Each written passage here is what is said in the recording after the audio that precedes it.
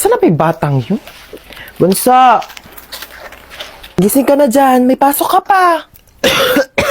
Hala, inuubo ka ba, nak? O siya, kainin mo na lang muna tong baon mong wafers biggies.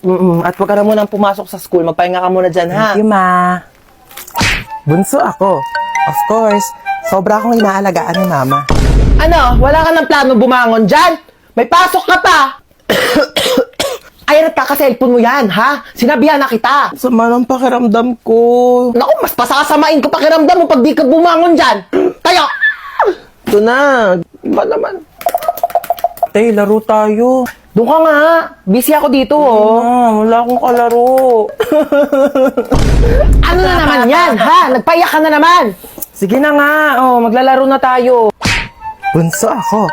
Of course, iiyak lang ako para makuha ko yung gusto ko. Princess! Tambak na naman hugasin dito, ha? Ano ba yun? Ako na naman maghuhugas. Ay, ama, sino pa ba? Alam nga naman yung kapatid mong bunso, eh, ka-late-late pa. Maghugas ka dito. Na. Bunso ako. Of course, hindi ko na kailangan kumilos sa gawaing bahay.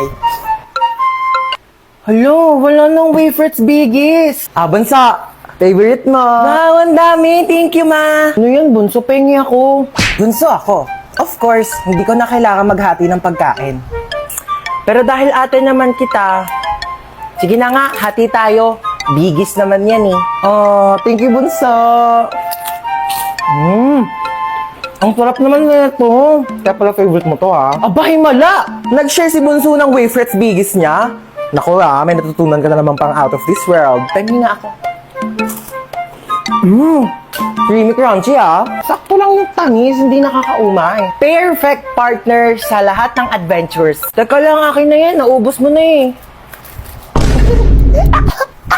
Taya ka! Bunso ako. Of course, hindi ako ligtas kapag kasalanan ko.